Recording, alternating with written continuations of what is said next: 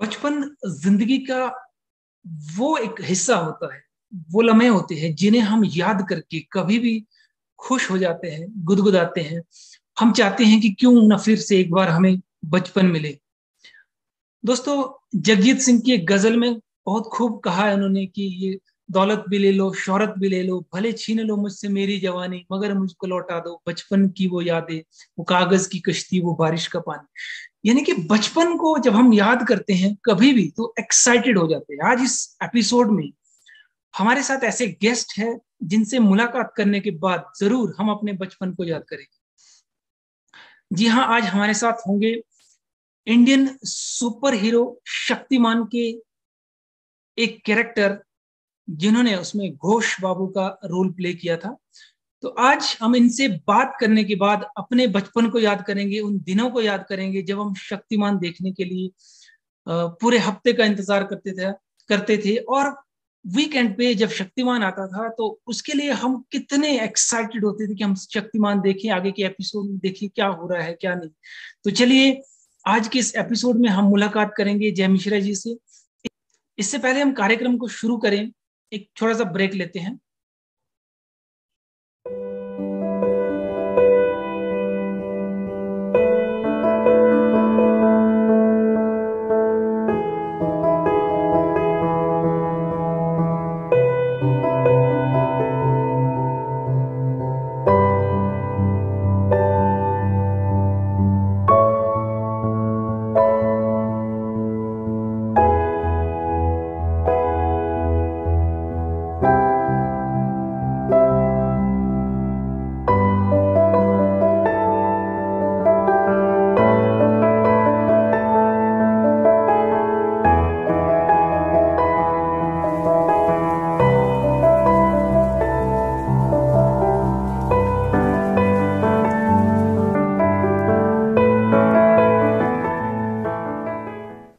Break के बाद आपका स्वागत है। नमस्कार, मैं हूं सागर और आप देख रहे हैं स्नेह सागर एजुकेशन वर्ल्ड का टॉक शो संघर्ष, द स्टोरी ऑफ सक्सेस। आज की इस सक्सेसफुल स्टोरी में हमारे साथ होंगे बहुत ही टैलेंटेड और बहुत ही हम्बल पर्सनालिटी।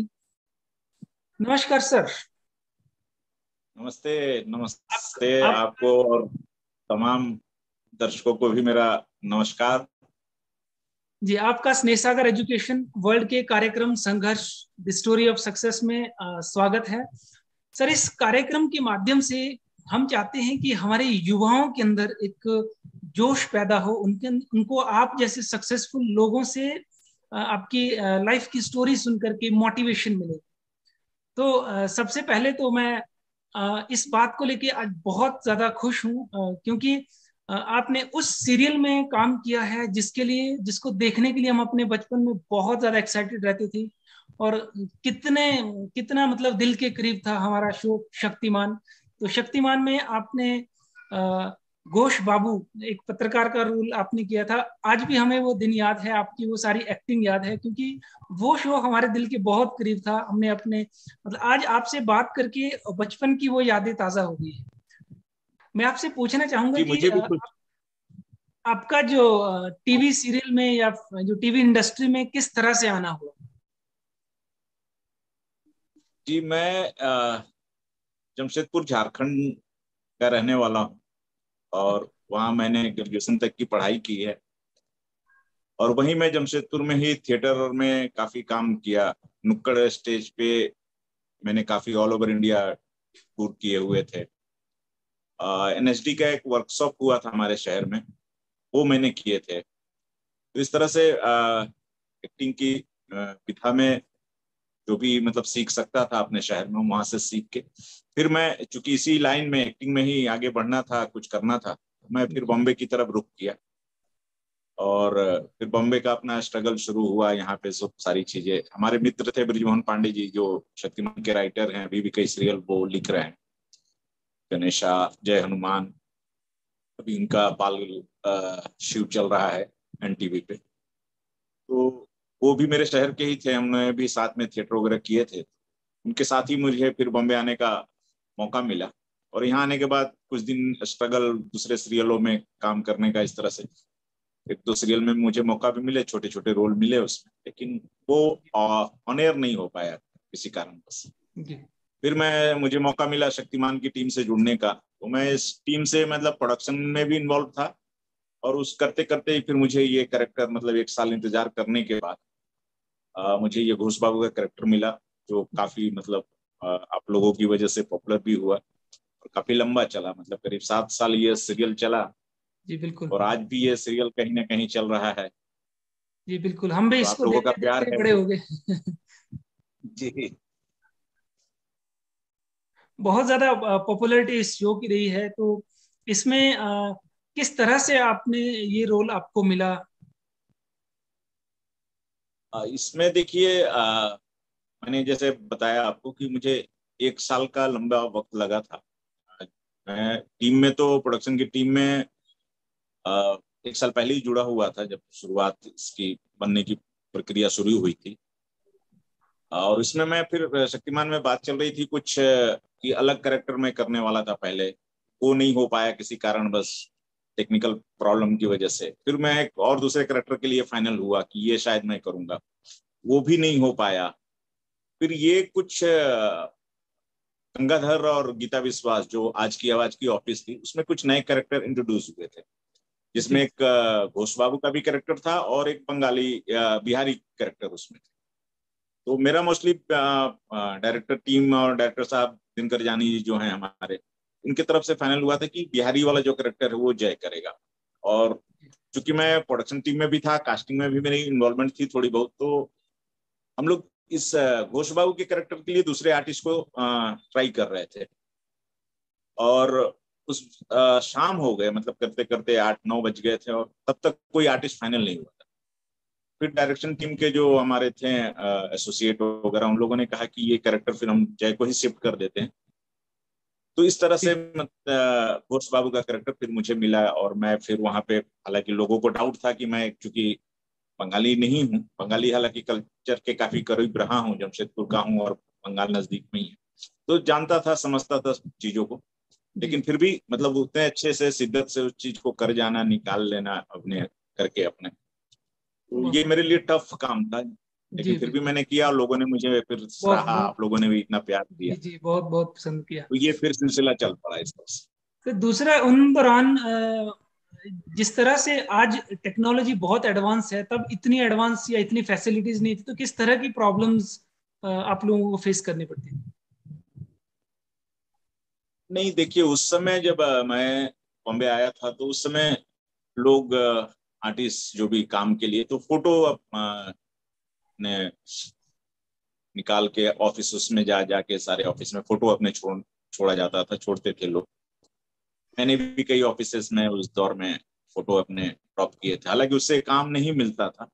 और जी तो वो एक था। फिर पीसीओ, उस समय पे अपने नंबर भी नहीं होते थे, फोन नंबर भी नहीं होते थे। जी बिल्कुल बिल्कुल। पीसीओ कहीं दूर होता था, वो नंबर हम देते थे, और इनकमिंग कॉल आने के बाद अगर आया है हमारा, या उन्होंने कुछ मैसेज लिख के रखा है, तो उसका भी हमें पेमेंट करना पड़ता था।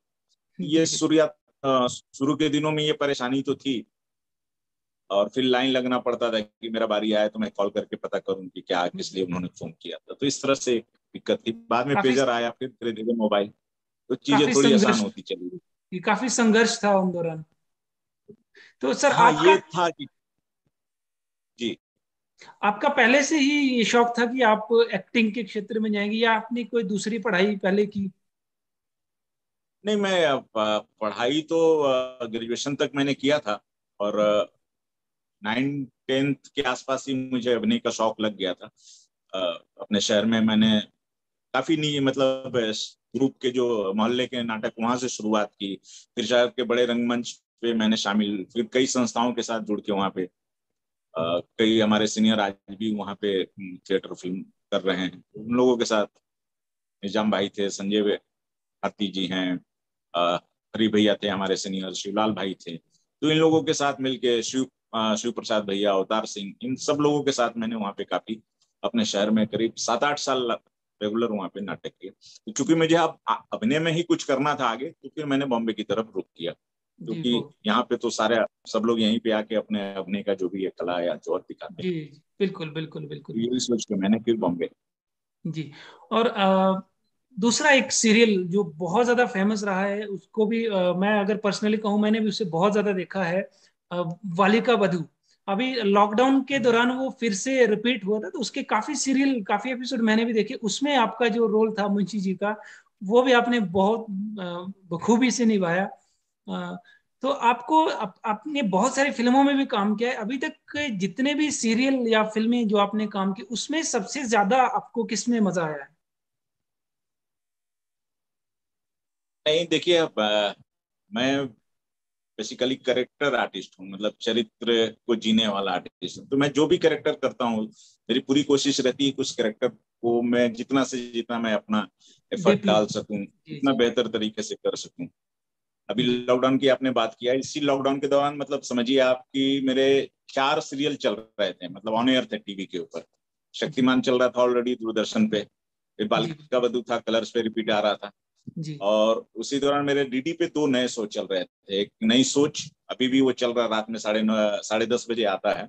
जी नई सोच डीडी किसान पे आ रहा था, और फिर सुबह होगी ये डीडी नेशनल पे। तो उस लॉकडाउन के दौरान 4 सीरियल, और चारों में मेरे कैरेक्टर बिल्कुल डिफरेंट, अलग थे। मतलब एक तरफ घोष बाबू, एक तरफ मुनीम जी, और एक तरफ मेरा नेगेटिव छाबड़ा का कैरेक्टर था।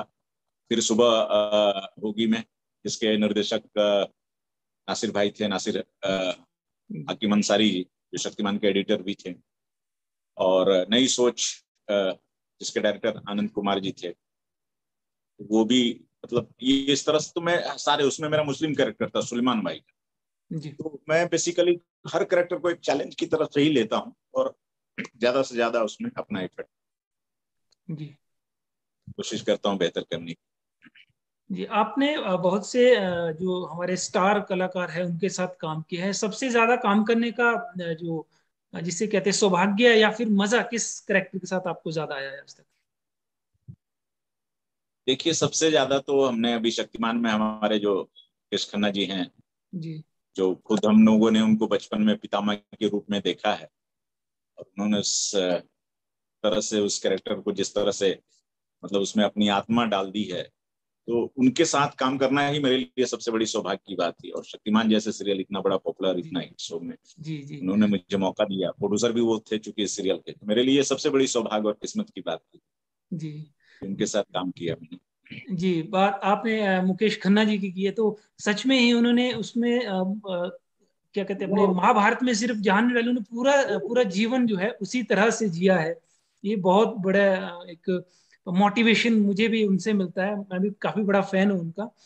तो उसके बाद एक शक्तिमान के बाद एक सीरियल और आप लोगों ने शुरू किया था, आर्यमान। क्या उसमें भी आपने काम किया था? उसमें मैंने कोई कैरेक्टर नहीं किया था, उसमें एक बच्चों का सेगमेंट आता था, इससे क्या होगा, उसमें मैंने कोई 1-2 कैरेक्टर किए थे। और चूंकि उसमें बहुत बड़ा प्रोडक्शन था, जी तो उसमें मैंने एग्जीक्यूटिव प्रोड्यूसर के तौर पे जुड़ा हुआ था, क्योंकि बहुत कॉस्टली शो था वो। उसमें एक एक चीज ध्यान से देना होता था, बड़ी बड़ी इंडस्ट्री के सारे टीम, बड़े लोग थे। कमलेश पांडे जी राइटर थे, विजोन दास गुप्ता आर्ट डायरेक्टर थे, मनोज सोनी कैमरामैन थे, श्याम कौशल जी जो बड़े आज फाइट मास्टर हैं, वो उसके फाइट मास्टर थे। तो बहुत बड़ी यूनिट थी वो। उसमें मुझे, चूंकि टाइम उतना समय नहीं था, चूंकि प्रोडक्शन हेड था मैं उस शो का, जी। इसलिए कोई कैरेक्टर नहीं कर पाया था। तो शक्तिमान जैसे सीरियल जब किए थे, तो वो तो अपने आप में बहुत ज्यादा सक्सेस रहा। उसके बाद आपकी करियर में किस तरह से ग्रोथ आई? शक्तिमान के इस कैरेक्टर को करने के बाद, हालांकि मुझे भी नहीं, जिस तरह से लोगों का फिर प्यार मिलने लगा, लोग जानने लगे, पहचानने लगे, तो धीरे धीरे फिर मुझे लोग सामने से कुछ काम के लिए बुलाने लगे। उसी दौरान मुझे एक स्टार प्लस का शो संस्कृति आता था, उसमें मुझे एक अच्छा रोल मिला, मिस्टर रैयर का, जो कंटिन्यू चल रहा था। फिर एक सकाला बूम करके एक सीरियल चल रहा जी था जी उस जी, बिल्कुल दौरान बिल्कुल। टीवी पे ही, उसमें मुझे एक मूलीचंद जासूस का कैरेक्टर मिला था। तो इस तरह से धीरे धीरे मुझे फिर कादर खान साहब के साथ एक फिल्म, कादर खान जॉनी लीवर शक्ति कपूर जी के साथ, जिसके डायरेक्टर जुनेर महमूद जी थे, वो फिल्म मिली मुझे।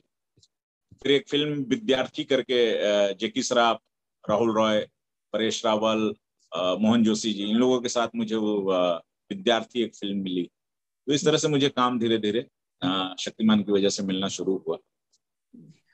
तो अब अगर शक्तिमान का एक नया एडिशन निकाल दिया जाए या कोई बनाते हैं, तो उसमें आप चाहेंगे कि उसमें भी काम करें? अभी देखिए, आप जैसे कि आपको पता होगा कि शक्तिमान की फिल्म बनाने का अनाउंसमेंट हुआ है। जी जी, ये खबरें सुनने सोनी में आई है जी।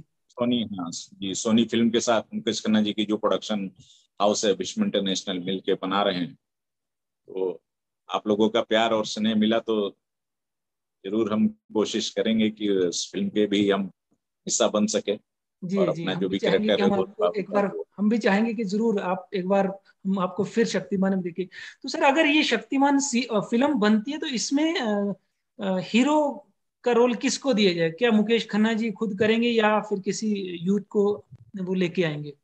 इसके बारे में आपको कोई जानकारी हो? देखिए, मेरी तो दिल्ली इच्छा है कि खन्ना साहब ही इस रोल को करें, क्योंकि उनसे जी बेहतर इस कैरेक्टर को कोई दूसरा मुझे बिल्कुल। नहीं लग रहा अभी हाल जी फिलहाल की जी पाएगा जिस तरह से खन्ना साहब ने इस कैरेक्टर को जिया है।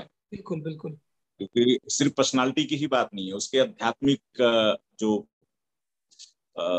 सिचुएशन है, जो खन्ना साहब के चेहरे पे एक जो तेज। आध्यात्मिक जो आत्मिक बिल्कुल वो उनके भाव जो हैं, वो उसको भी मैच करना जरूरी है। तो जो भी एक्टर करे वो उस चीज को ध्यान में रखे, तो टीम डिसाइड करेगी जो लोग क्रिएटिव की कौन शक्तिमान करेंगे। देखते हैं, बहुत जल्दी शायद इसका भी हम लोगों के सामने खुलासा हो जाएगा। जी जी जी। लेकिन मुकेश खन्ना जी, मुझे उम्मीद है कि शायद वो भी रहेंगे इस फिल्म के ही एक पार्ट रहे। अब जिस तरह से स्टोरी कहानी के हिसाब से किस तरह से बनता है, वो जी हमारे सामने धीरे धीरे सारे खुलासे होंगे। जी, अभी मतलब आपका इस पे अभी आपको अधिक जानकारी नहीं है कि किसको हाँ, नहीं, कितनी जानकारी नहीं है ज्यादातर, जो दो चार कुछ लोग ही क्लोज जुड़े हुए हैं इस चीज से, उनको इस बारे में ही, और अभी शायद डिस्कशन ही चल रहा है जहाँ तक मुझे जानकारी। जी।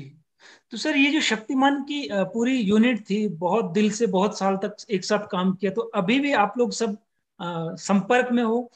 कभी जब मुलाकात होती है तो वो लम्हे, वो यादें ताजा होती होगी? नहीं, अभी आप शायद आपको पता होगा कि खन्ना साहब जी ने ही अभी सारे हमारे जो आज की आवाज ऑफिस के स्टाफ थे, जी सुधांशु जी, हेमल, स्वामी जी, लीला, तो वो सब लोगों को बुलाया था उन्होंने उस एपिसोड के अंदर, जो उनका एम के शो चलता है, मुकेश खन्ना शो, उसमें। जी तो सारे लोग, हम लोग काफी दिनों के बाद, हालांकि अब कोरोना की वजह से बहुत दिनों से लोग मिल नहीं पाए थे, बिल्कुल। तो ये सब लोगों की एक साथ अच्छी गैदरिंग हुई थी, अच्छी बातचीत हुई। वो एपिसोड काफी लोगों ने देखा भी, पसंद भी किया। जी बाकी फोन पे हम लोगों की अक्सर बातें होती रहती है। जी वैष्णवी जी का भी अभी एपिसोड जब आने वाला था तब भी मेरी उनसे मुलाकात हुई थी। फिर अपने ललित प्रमोद जी, सुरेंद्र पाल जी, किलवेश जो, उनसे भी कुछ दिन पहले ही मुलाकात हुई है। जी अपने रमन खत्री जी जो साहब का किरदार किए थे, तो मुलाकात होती रहती है, बातचीत भी चलती रहती है। जी बिल्कुल। आज मैं आपसे मतलब बात करके मुझे कितनी खुशी हो रही है, क्योंकि वो सारी जो यादें हैं वो एकदम ताजा हो रही है। मतलब इतनी खुशी आज तक मुझे नहीं हुई किसी, क्योंकि बहुत से इंटरव्यूज में करते रहता हूँ। क्योंकि इस आपसे बात करने में बचपन की यादें जुड़ी हुई है। वो शक्तिमान के वो हर एपिसोड, और वो जो पूरी जो स्टोरी थी, उसके साथ साथ अपना जो बचपन बीता है हमारा, किस तरह से संघर्ष किया। क्योंकि उन दौरान हमारे लिए भी एक गांव में जब हम रहते थे तो टीवी कलर्ड ज्यादा नहीं थे, और दूसरा कि वो एंटीने के साथ चलते थे, तो वो एंटीना पूरे दिन हिला के मतलब सेट करके रखते थे कि शक्तिमान शुरू होने वाला है, इसमें कोई डिस्टरबेंस ना आए। तो वो सारी यादें जो है आज ताजा हो गई आपसे बात करके। मतलब बहुत खुशी हुई है। मेरे लिए भी उस दौर में, मतलब 20, 22, 25 साल, समझिए लगभग 25 साल होने जा रहे हैं, जी उस दौर में जाना, मतलब हम खुद अपने आप को युवा फील करने लगे हैं जब से आप लोगों से बातचीत होने लगी है। तो ये फिल्म के अनाउंसमेंट के बाद से, और जिस तरह से आप लोग अपने बचपन को याद कर रहे हैं, हम भी अपने उस दौर उस के दौर युवा को अवस्था को याद करके खुशी हो रही है। जी बिल्कुल बिल्कुल। तो सर, बहुत बहुत अच्छा लगा आपसे आज मुलाकात हुई, आपसे बातें हुई, बहुत सी आपने जानकारी दी। एक लास्ट क्वेश्चन मैं पूछना चाहूंगा, कोई ऐसी यादें हो उस दौरान की जो आप शेयर करना चाहें? शक्तिमान से संबंधित, जी जी जी।